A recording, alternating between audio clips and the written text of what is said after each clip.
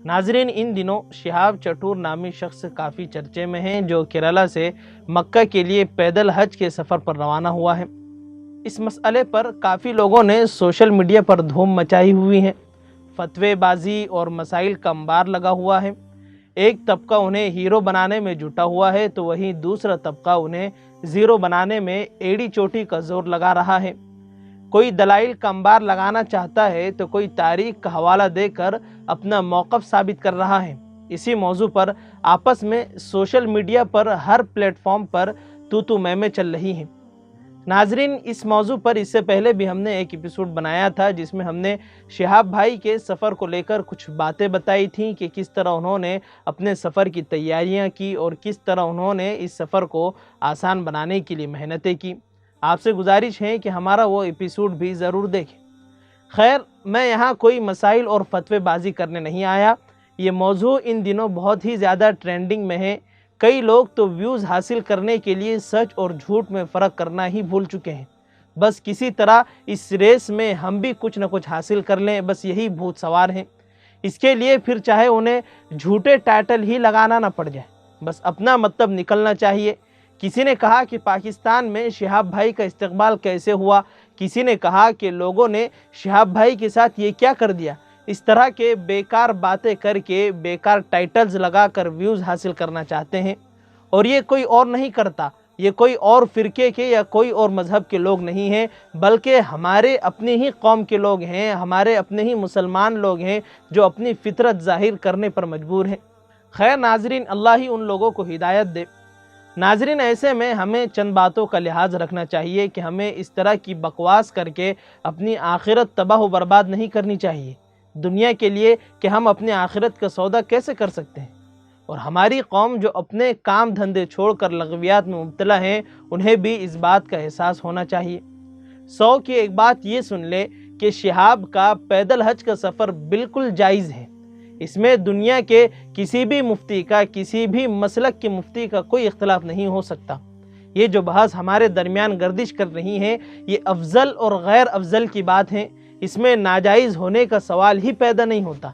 लेकिन इन सब बातों में हम लोग मुलव्वस होकर वाजिबात और फ़राइज़ में कोताही कर रहे हैं, हराम काम कर रहे हैं। वहाँ जो शिहाब के इस्तकबाल में लोग खड़े होते हैं, उनको भी इस बात का एहसास होना चाहिए कि हम पर पहले नमाज फ़र्ज़ है और दिगर जो हमारे काम हैं वो हम पर फ़र्ज़ है, वाजिब है। हम उन्हें छोड़कर लगवियात में मुलव्वस हो रहे हैं। वो शख्स हज के इरादे से निकल चुका है, उसने पहले से सारी चीज़ें तय कर ली है। वो आदमी अब अपना काम कर रहा है, उसे अपना काम करने दे। अब हमारी कौम के कुछ लोग सिर्फ तस्वीर लेने के लिए धक्का मुक्की करते हैं, तू मैं करते हैं। नमाज का वक्त हो रहा है, उसकी हमें कोई परवाह नहीं होती।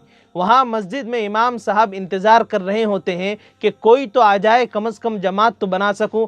लेकिन हमें सड़कों पर भीड़ करनी है, तमाशा बनना है और तमाशा बनाना है।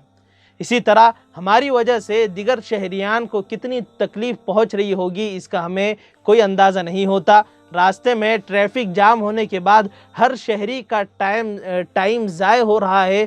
न जाने कोई एम्बुलेंस आ जाए, कोई इमरजेंसी हो जाए। इस तरह हम एक की ताज़ीम में हज़ारों को तकलीफ़ दे रहे होते हैं, लेकिन हमें इस बात का कोई एहसास नहीं होता। इसी तरह सारे मुल्क की तवज्जो शिहाब पर होगी। न जाने दुश्मन किस तरह ऐसी सूरत हाल का फ़ायदा उठा ले। खुदा ना खास्ता अगर कोई हादसा पेश आ जाए और भाई शिहाब को इंडिया ही से वापस होना पड़ जाए, यानी कि मुंह से ही निवाला उनका छीन लिया जाए, क्या ये मुमकिन नहीं है? या फिर दिगर ममालिक जहाँ से उन्हें गुज़रना है, वो उस तरह की इस तरह की सूरत हाल और मसाइल देखकर उन्हें पैदल सफ़र की इजाज़त सल्ब कर लें, उनसे वीज़ा छीन लिया जाए, तो इन सब बातों का ज़िम्मेदार कौन होगा? इसी तरह आइंदा कोई जाना चाहे तो हुकूमत कभी भी इन हालात की वजह से उन्हें इजाज़त नहीं देगी। इसलिए हमें अक्लमंदी से काम लेना चाहिए। मुसलमान हमेशा दूर की सोचता है, इसलिए सच्चे पक्के मुसलमान बने, किसी के तकलीफ़ की ज़िम्मेदार ना बने। नाजरीन, मैं शिहाब भाई के सफ़र हज पर कोई उंगली नहीं उठा रहा। ये एक अच्छी बात है कि अगर कोई अल्लाह का बंदा अल्लाह के इश्क में अल्लाह के घर पैदल सफ़र करने के इरादे से निकला है, तो इसमें इतना बखेड़ा खड़ा करने वाली कोई बात नहीं है। ठीक है, अलबत्ता इतनी बात है कि शरीयत पर अमल शरीयत के मुताबिक ही होगा। رہی ان کے اس سفر کی بات، تو میں نے شروع میں ہی عرض کر دیا کہ یہ جائز اور ناجائز کی بات نہیں ہے، افضل اور غیر افضل کی بات ہے۔ اب افضل اور غیر افضل کی لڑائی میں ہم مرتکب حرام ہو رہے ہیں۔ اب یہ سوچنے والی بات ہے کہ یہ کون سی عقل مندی؟ ویسے بھی آج کل ہمارے ملک کے حالات سے ہم سب واقف ہیں، اس لیے ہمیں نادانیوں سے باز آنا ہوگا، ورنہ کہیں ایسا نہ ہو کہ لمحوں نے خطا کی، صدیوں نے سزا پائی۔ خیر ناظرین، مجھے اجازت دیجیے، پھر انشاءاللہ ملاقات ہوگی۔ السلام علیکم۔